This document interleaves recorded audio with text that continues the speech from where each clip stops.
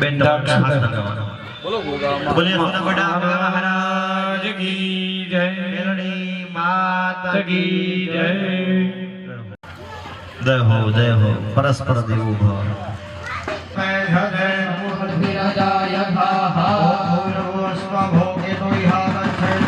भद्र मंडल सहित योगिनी भैरव शास्त्री सही की बता बजाने क्या वरदान देवता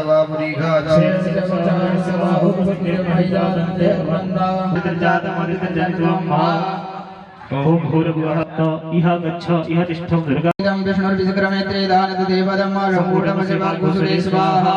ओम भूर्भुवः स्वः भो विष्णु इह ओम भूर्भुवः स्वः भो स्वदे इह गच्छ इह तिष्ठ ओम स्वरायै नमः स्वरामवाहयामि स्थापयामि इह तिष्ठ ओम गणपतये नमः गणपतिमावाहयामि स्थापयामि तिष्ठत ओम अदभ्यो नमः महावाहयामि स्थापयामि ओम मरुदो ओम मरुद्भ्यो नमः महावाहयामि स्थापयामि ओम शोना प्रतिविनो भवान् रक्षारा इह तिष्ठ ओम पृथिव्यै नमः पृथिवीमावाहयामि स्थापयामि ओम पञ्चनद्यः सरस्वती नदीभ्यो नमः गङ्गादिनदीनावाहयामि स्थापयामि इमं मे वरुणश्रुति अवमद्या चमृडयत् वामवसुरा गुदग्धा अहिपुण्यं मानुरीयमाणाः विष्णुविक्रमाणमासि विष्णुविक्रान्तमासि विष्णोः क्रान्तमासि ओम भूर्भुवः स्वः भो मेरो इह गच्छत इह तिष्ठत ओम भैरवे नमः भैरवावाहयामि स्थापयामि ओम गणानन्द्वा गणपतिः विष्णुरग्रामीण सदन्मातरं गुरः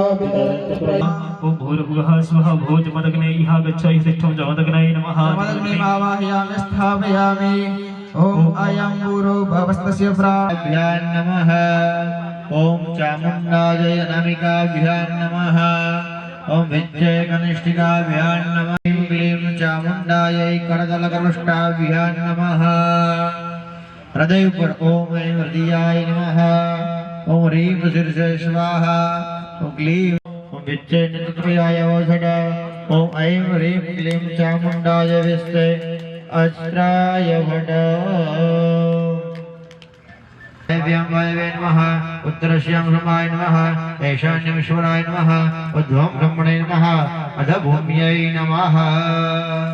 ત્રણ દેવતા નવ નાગ કયા ગયા તો કે અનંત વાસુદેવ અનંતમ વાસુદેવ શેષમ પદ્મનાભમ જકંબલમ શંખપાલમ ધૃતરાષ્ટ્રમ તક્ષકમ છે। સાક્ષાત લક્ષ્મણજીનો અવતાર ગોગા મહારાજ જે મહીધર મહી એટલે કે પૃથ્વીને પોતાના મસ્તક ઉપર જેને ધારણ કરી છે હિમાદ્રી સંકલ્પમાં આવવાનું મસ્તક ઉપર ધારણ કરી છે તો ગોગા મહારાજ તરીકે ભગવાનને આપણે ધ્યાન કરીશું આપણા મનને ભગવાનના મઠમાં લઈ જવાનું છે અને ગોગા મહારાજને યાદ કરીને બોલાય હે ગોગા મહારાજ એ મૂર્તિમાંથી એક તેજ આપનો અહીંયા આવે કેમ કે ભગવાન તો એકમાંથી અનેક છે। એક ભગવતી મેલડીમાં અને ભગવાન ફોન ગડા ગોગા મહારાજને આંખો બંધ કરી મારો યજમાનનો ભાવ જોવે છે મારા ભગતનો ભાવ કેવો છે હાચા મનથી બોલાઈએ તો એક પાસ ભોગ ધરાવે તો એના માટે કમાલ છે। આંખો બંધ કરો અને ફોન ગડાના મઠમાં તમારું મન લઈ જાઓ ગોગાને યાદ કરો હે ભગવાન વાળો છે એવા ગોગા મહારાજને યાદ કરી આપો આલય વિશેષતા તસ્ય વિષ ભયં નાસ્તિ સર્વત્ર વિજયી ભવે ઈશ મનોહર રૂપ વિલાસે ઈશ મનોહર રૂપ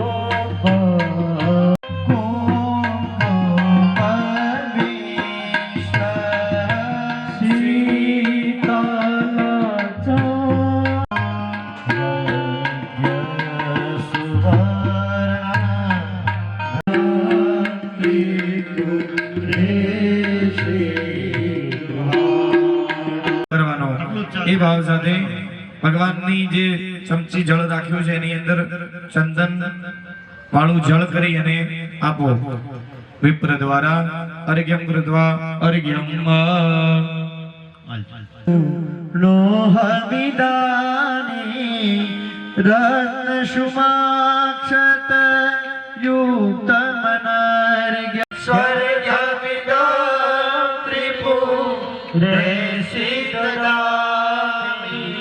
ચડાવી દો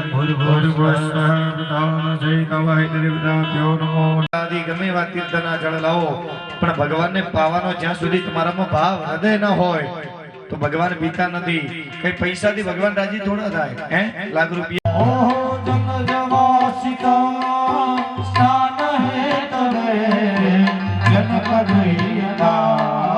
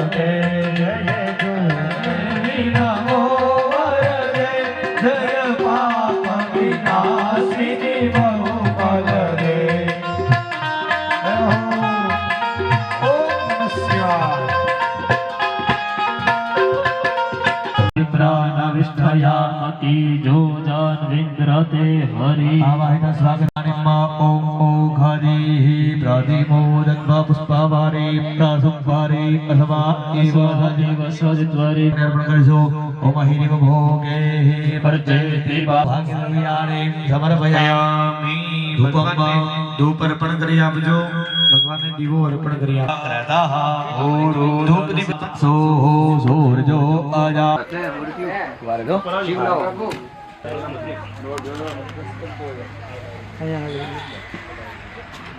હવે દ્રવ્ય સિદ્ધમ ગુર્યાદ અધુના एवं उपवस्त्र सहित सिद्धम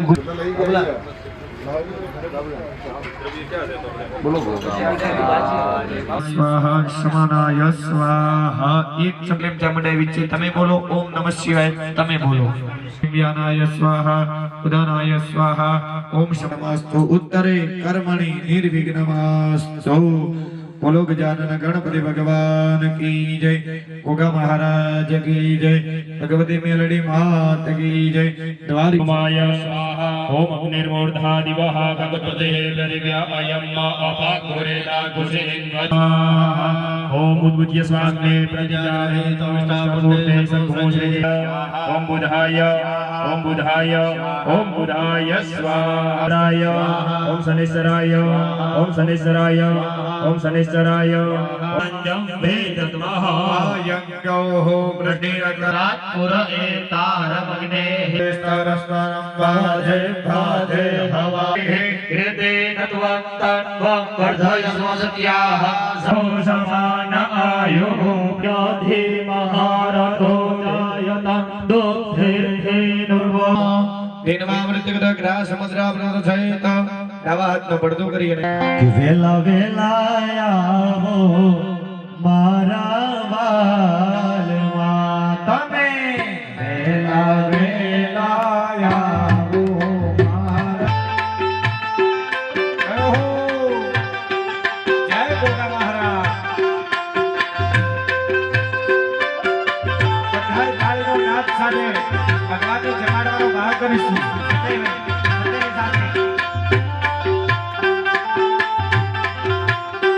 संजय में संजय दारू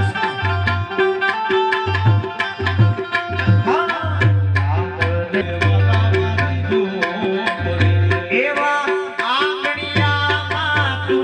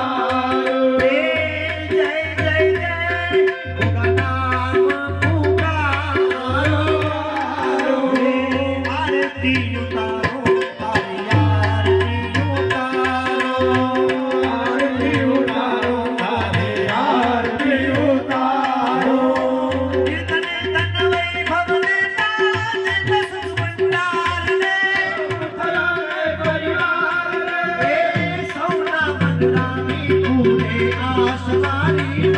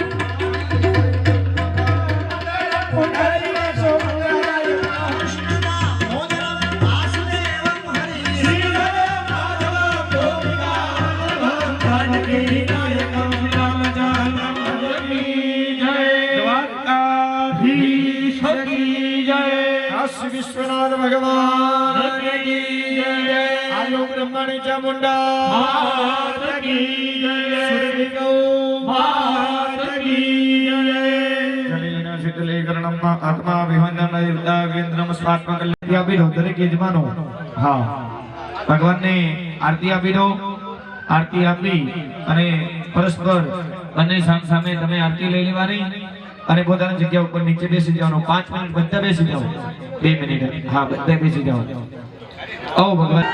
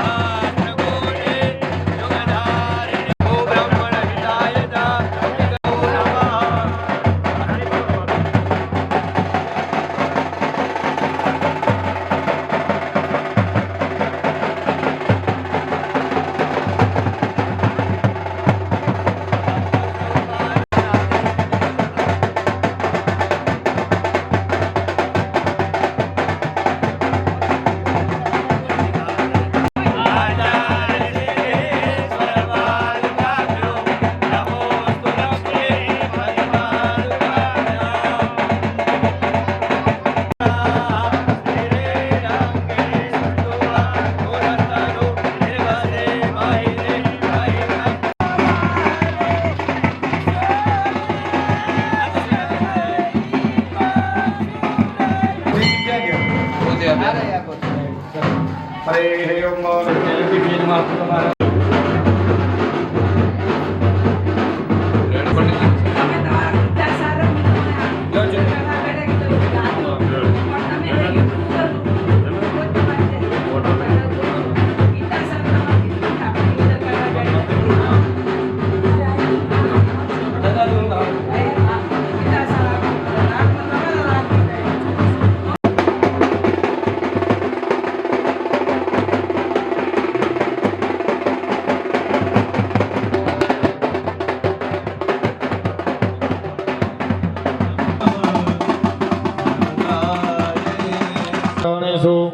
બોલો ગોગા મહારાજ કી મેલડી માત કી દ્વારિકાધીશ કી કે જન્માંતરે ભવેત પુણ્યમ તથા ભાગવતમ લભે તમારા વસ્તુ એ છે કે તમારા અને મારા કેટલાય પુણ્યો ભેગા થાય ત્યારે આ સમય ન લેતા સન્માનજીના શ્રી વચને આપણે કથાનો લાવો લઈશું મહાદેવ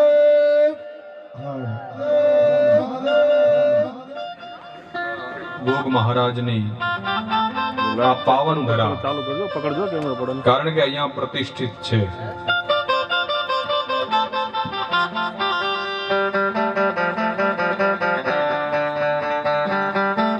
નવચંડી યજ્ઞ અને લઘુરુદ્ર એવું પાવન કાર્ય આજે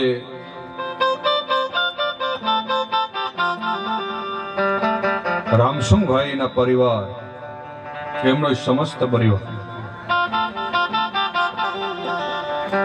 ભુવાજી શ્રી કેશાભાઈ ભુવાજી શ્રી નાગજીભાઈ ભુવાજી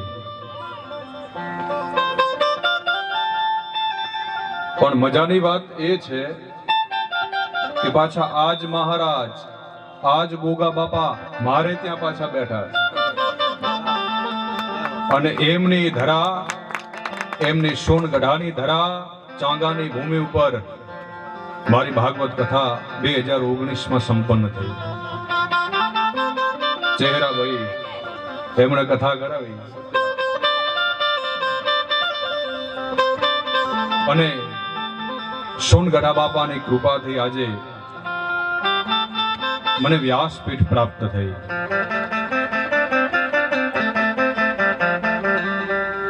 એક વખત મહારાજે મને એવું કીધું સોનગઢા મહારાજે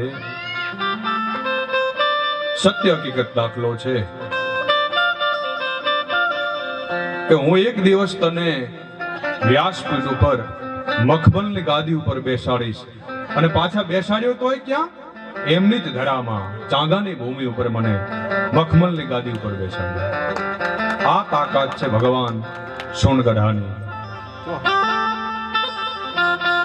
એવા સોનગઢા મહારાજ આપણે એક વખત જયઘોષ કરીએ બોલીએ શ્રી સોનગઢા ગોગ મહારાજ કી શ્રી દ્વારિકાધીશ કી શ્રી બાલકૃષ્ણલાલ કી श्री भागवत भगवान के ओम नमः पार्वती पतये हर हर महादेव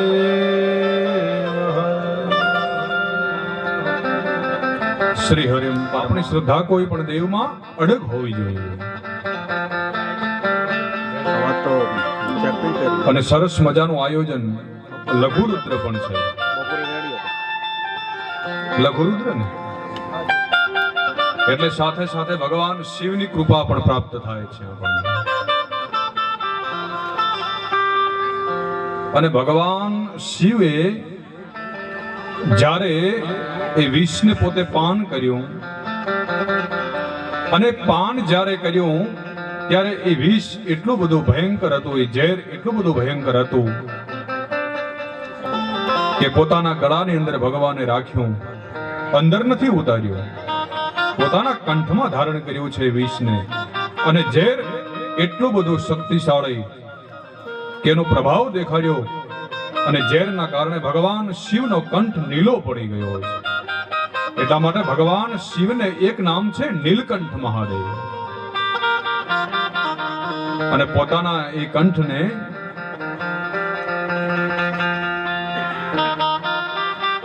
નરમ પાડવા, એ વધારે તકલીફ ના આપે એટલા માટે શેષ ભગવાનને ધારણ કર્યા છે પોતાના ગળામાં. અને આમે છે ને આ ગોગા મહારાજ વધારે ચંદનના ઝાડ ઉપર રહે, એટલે આપણે ચંદનના વૃક્ષો વધારે ઘરમાં નથી વાવતા, કારણ કે ઠંડક વધારે ચંદનમાં હોય, શીતળતા આપે. અને બંનેનો સમન્વય થયો છે. ત્રીજું આ ભાગવત, ભગવતા પ્રોક્તમ ઇતિ ભાગવતમ. આ ત્રણેયનો ત્રિવેણી સંગમ થયો છે. જે પહેલા શેષ નારાયણ ભગવાન, બીજા ભગવાન શિવ, અને ત્રીજા ભગવાન એ ભાગવત ભગવાન. અને ભાગવત એટલે સાક્ષાત ભગવાન શ્રી કૃષ્ણનું વાંગમય સ્વરૂપ. જ્યારે ભગવાન શ્રી કૃષ્ણ આ ધરાધામ છોડીને જવા માટે તૈયાર થયા, પોતાની લીલાને પૂર્ણ કરી ભગવાન શ્રી કૃષ્ણએ એ સમય ઉદ્ધવજી ભગવાનને કહે છે, પ્રભુ તમે જ્યારે આ ધરાધામ છોડીને જાઓ છો તો હવે તો કળિયુગ આવવાનો છે, તો લોકોનું કલ્યાણ કેવી રીતે થશે? ત્યારે ભગવાન શ્રી કૃષ્ણ કહે છે કે ઉદ્ધવ, હું ક્યાંય જતો નથી. હું મારી વાણી રૂપી એ સ્વરૂપ દ્વારા, મારા વાંગમય સ્વરૂપથી સાક્ષાત આ શ્રીમદ ભાગવતમાં જ પ્રવેશ કરી જાઉં છું. અને એટલા માટે ભાગવતજીને ભગવાન શ્રી કૃષ્ણનો, ભગવાન દ્વારકાધીશનો સાક્ષાત વાંગમય સ્વરૂપ કહ્યું છે. અને ભાગવતજીને જ કેમ? તો કે 18 પુરાણ છે આપણા ધર્મશાસ્ત્રોમાં. પુરાણો કેટલા? 18. એ 18 પુરાણ માંથી ભાગવત જ એવું છે કે જેને શ્રીમદ શબ્દ લાગે.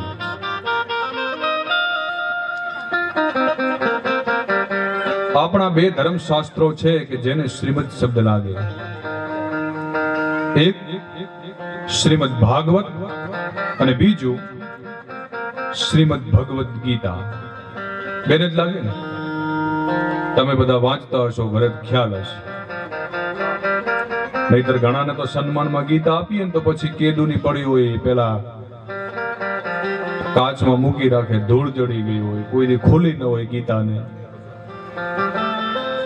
એક જગ્યાએ તો અમે પધરામણી કરવા માટે ગયા, મારી કથા ચાલતી હતી તો હું પધરામણી માટે ગયો. એમના ઘરે મને જૂનું પેલા મહાભારતનું પુસ્તક મને હાથમાં આપી દીધું. કહે કે મહારાજ આ તમારા કામનું છે, અમારે કઈ કામનું નથી. ઘરમાં પડ્યું, મારે મહાભારત થાય છે ઘરમાં રોજ.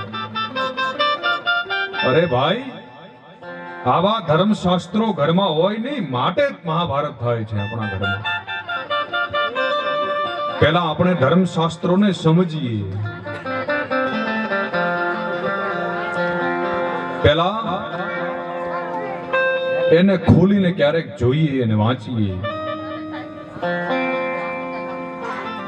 કહે છે બાળપણમાં મહાભારતને વાંચન કરવું જોઈએ. બાળપણમાં મહાભારતને વાંચવું જોઈએ. યુવાનીમાં રામાયણનો પાઠ કરવો જોઈએ અને ગઢપણમાં શ્રીમદ ભાગવતનો પાઠ કરવો જોઈએ. કેમ?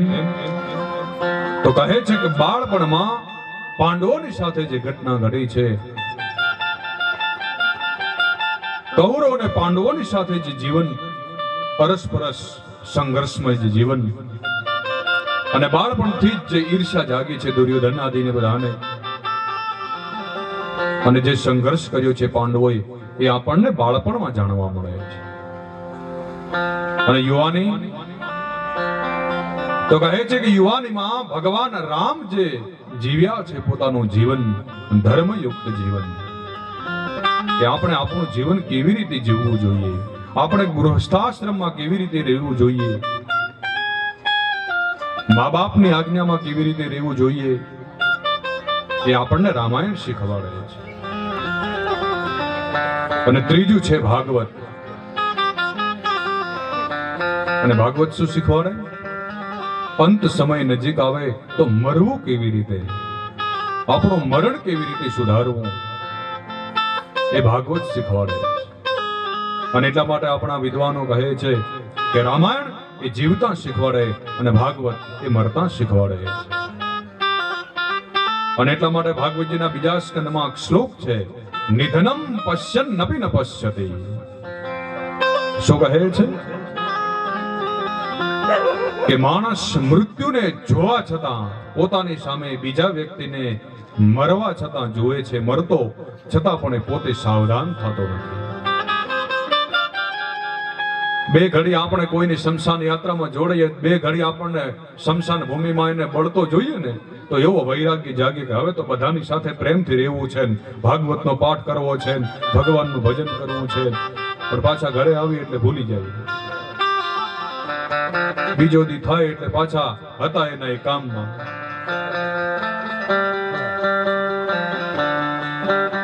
પણ મૃત્યુ આપણને ભૂલતું નથી. ગીતામાં છે જાતસ્ય હિ ધ્રુવ મૃત્યુ. મૃત્યુ નિશ્ચિત છે, પણ ક્યારે આવશે એ નિશ્ચિત નથી. કારણ મૃત્યુની તે વરદાન છે.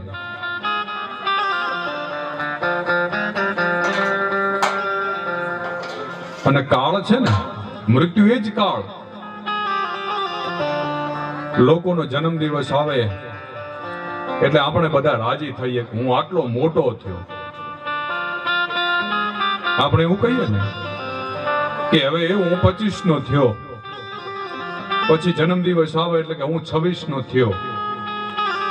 એટલે આપણે એમ કહીએ કે આપણે મોટા થયા, પણ કાળ એમ કહે છે તું નાનો થયો છે. કેમ? તો પરમાત્માએ આપણને 70 વર્ષ માટે માનો કે મોકલ્યા, તો હવે એમાંથી 40 જતા રહ્યા તો વધ્યા કેટલા? 30. તો આપણે મોટા થયા કે નાના થયા? એ હવે તારે અહીંયા 30 જ બાકી રહ્યા છે ને, 30 વર્ષ સુધી હવે તારે આ પૃથ્વી પર રહેવાનું છે. કાળ ઉલટી ગણતરી કરે, આપણે જુદી ગણતરી કરીએ છીએ.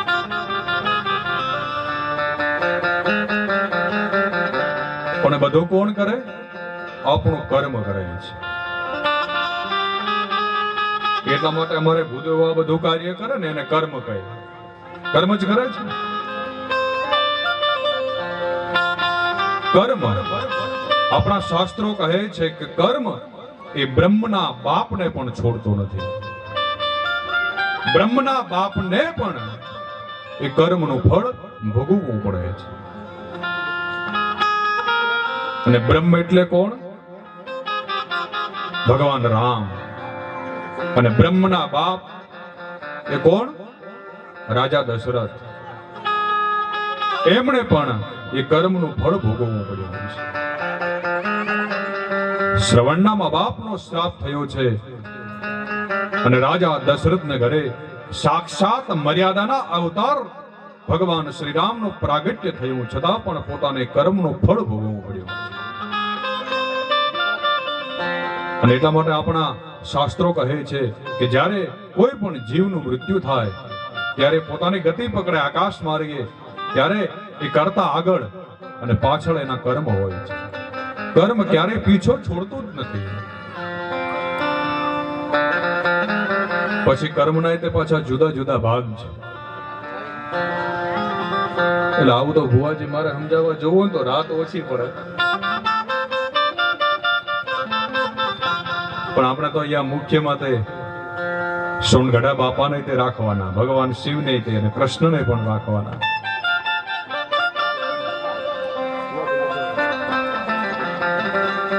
ભગવાનની કથાઓ એટલા માટે સાંભળવાની કે આપણને જ્યારે કોઈ પણ કથામાં સંદેહ ઉત્પન્ન થાય, શંકા ઊભી થાય, ત્યારે શંકાનું સમાધાન આપણને માત્ર ભાગવત કથા સાંભળવાથી મળી શકે.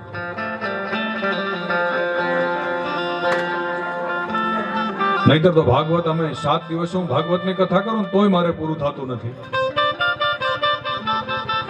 પછી મારે કૃષ્ણ જન્મના દિવસે તો 6 કલાક વ્યાસપીઠ ઉપર બેહવું પડે, કારણ કે આ તો ભાગવત છે. આખો વર્ષ કથા કરીએ તોય પૂરું થાય નહીં. અનંત શાસ્ત્રમ બહુલાશ્ચ વિદ્યા. શાસ્ત્રો અનંત છે, વિદ્યા અનંત છે. એટલે અમારા ગુરુજી કહેતા હોય કે આને તો જેમ જેમ તમે ભણતા જાઓ ને વિદ્યાનો ક્યારે અંત આવતો જ નથી. માણસ ઘરડો થઈ જાય છતાં પણ વિદ્યા પૂરી થાય નહીં ભણવા માટે.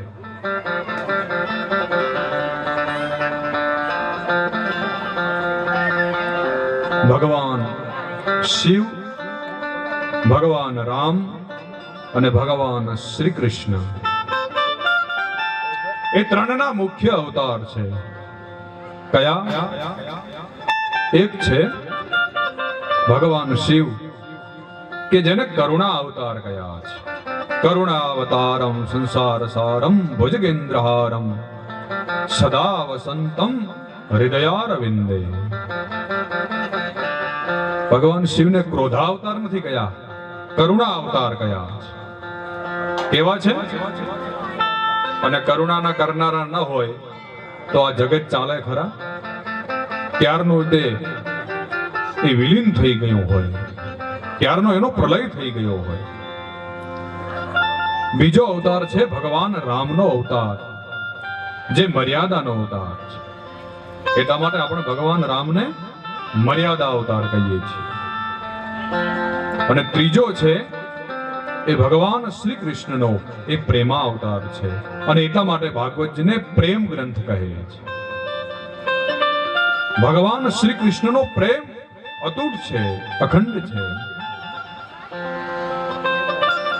ભાગવતમાં જ્યાં જોઈએ ભગવાનની સાથે ગોપીઓનો પ્રેમ, ભગવાનની સાથે શ્રી રાધાજીનો પ્રેમ, ભગવાનની સાથે ગાયોનો પ્રેમ, ભગવાનની સાથે વનવાસીઓનો, વ્રજવાસીઓનો પ્રેમ.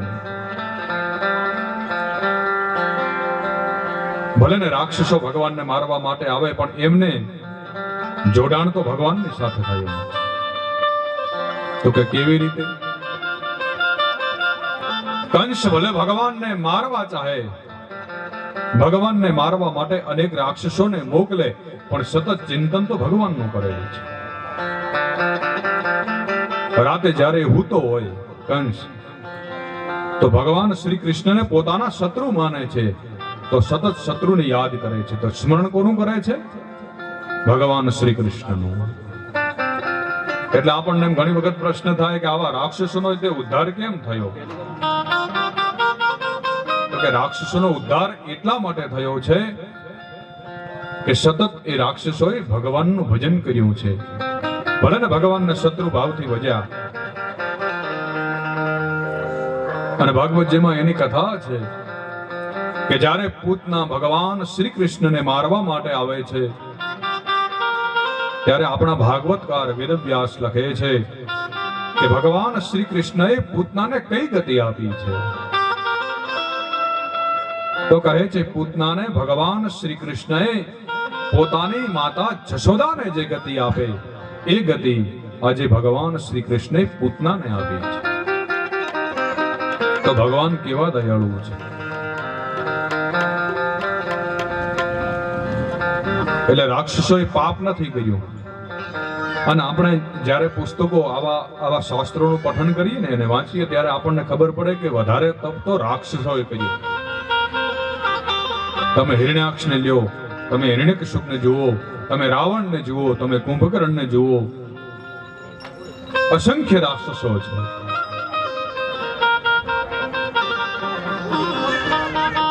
એટલે ઘણી વખત તો વરદાન પાછા ભગવાન શિવ આપી દે અને બધું ભોગવવું પડે ભગવાન નારાયણને. તો ભગવાન નારાયણ શિવને કહે, પ્રભુ તમે ઉતાવળ કરીને ભોળા છો, આવા વરદાન આપો માં. પછી મારે અવતાર ધારણ કરવો પડે એ બધાને મારવા માટે કરીને. ઉતાવળ તમે કરો. એક તો પેલા કથા તમને ખબર છે ને, ભસ્માસુર ને ભગવાન શિવે વરદાન આપ્યું કે જેના ઉપર હાથ મૂકે બળીને ભસ્મ થઈ જશે. તો જેવું ભગવાન શિવે વરદાન આપ્યું, ભસ્માસુર ભગવાન શિવને મારવા માટે દોડ્યો કે આજે તમને જ હું ભસ્મ કરી દઈશ. તો ભગવાન શિવને વિચાર આવ્યો કે અટાણે તો હું આ વચન આપીને તે ફસાઈ ગયો. આગળ ભગવાન શિવ હાથમાં ત્રિશૂળ ને ડમરું લઈને ભગવાન શિવ ભાગ્યા, પાછળ ભસ્માસુર ભાગે. અને ભાગતા ભાગતા ભગવાન શિવ ભગવાન નારાયણ ની પાસે આવે છે, પ્રભુ હવે મને મારો કંઈક બચાવ કરો. ભગવાન નારાયણે કીધું કે હવે ઉતાવળ ન કરતા હો તો મને કે હવે તો નહીં કરું, પણ અટાણે હું ફસાઈ ગયો છું.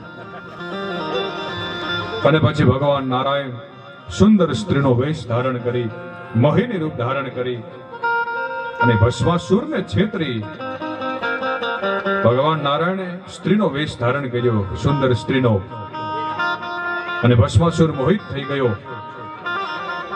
અને ભગવાન નારાયણે કીધું કે તને ખબર છે કે આ શિવ તો જૂઠું બોલે છે. આ ભગવાન શિવે તને કોઈ વરદાન આપ્યું નથી, અને જો તને વિશ્વાસ ના આવતો હોય તો એ જ હાથ તારા પોતાના ઉપર મૂક. જ્યાં ભસ્માસુર તો ભગવાનની માયાથી મોહિત થઈ ગયો અને પોતાનો હાથ પોતાના ઉપર મૂક્યો અને બળીને ભસ્મીભૂત થઈ ગયો. તો ભગવાન નારાયણે કીધું કે હવે કોઈ દી આવું કરતા નહીં, નકર હવે બચાવવા માટે નહીં આવું.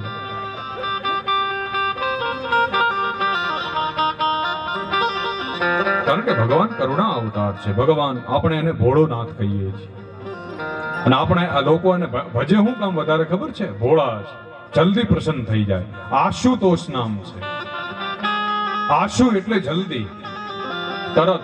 સંસ્કૃતમાં આશુ એટલે જલ્દી, તોષ એટલે પ્રસન્ન થવા વાળા, જલ્દી પ્રસન્ન થઈ જાય ભગવાન. એક લોટા જળમાં તમે એક લોટો જળ ચડાવો અને ભગવાન શિવ પ્રસન્ન થઈ જાય. એવા ભગવાન શિવ કોઈ પણ, અને ભગવાન એક જ છે.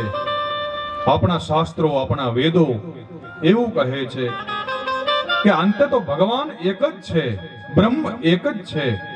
પણ જ્યારે ભગવાનને એકમાંથી અનેક થવાની જ્યારે ઈચ્છા થઈ, ત્યારે ભગવાન અનેક રૂપે પ્રગટ થયા. એટલે આપણે હવે આ ભગવાનના અવતારોથી શીખવાનું શું? તો કહે કે ભગવાન રામ જેવું જીવન જીવ્યા છે એવું જીવન આપણે જીવવાનું.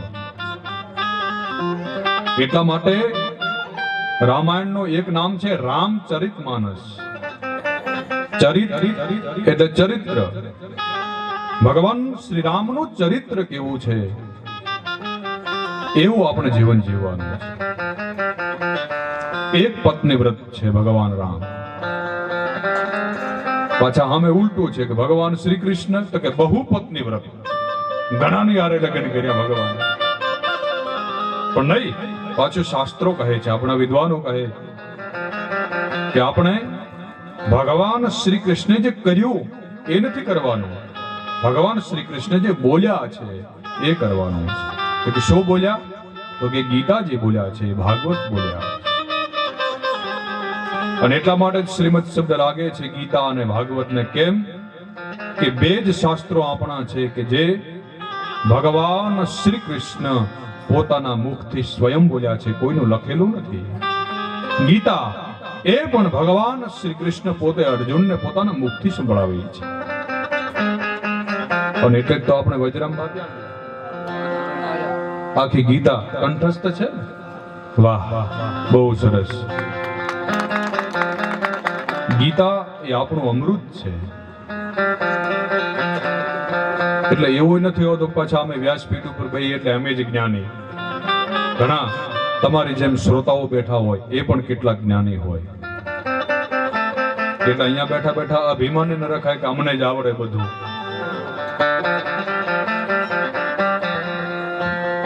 ગીતા અને ભાગવત મૂળ 4 શ્લોકોમાં ભાગવત છે. ચતુશ્લોકી ભાગવત છે ભાગવતજીમાં. જ્યારે આ બધું હતું નહીં, આકાશ, જળ, તેજ, પૃથ્વી, વાયુ કંઈ પણ ન હતું, ત્યારે એ આદિ નારાયણ ભગવાને બ્રહ્માજીને ચતુશ્લોકી ભાગવતનો ઉપદેશ કર્યો છે. અને પછી તો વિચાર કરે છે વેદવ્યાસ ભગવાન કે કળિયુગના લોકો એને સમજી નહીં શકે ચતુશ્લોકી ભાગવતને, એટલા માટે એનો વિસ્તાર કર્યો છે. અને એ 18,000 શ્લોકોમાં એનો વિસ્તાર કર્યો છે. નહીતર તો આંબો ગાઈએ ને તો આખો સ્વરૂપ એમાં આવી જાય, પણ અટાણે આંબો ગાવાનો સમય નથી, કારણ કે આંબો લાંબો બહુ છે. પાછો આમ ધીરે ધીરે છે ને, લાંબો એ બહુ છે. 2 કડી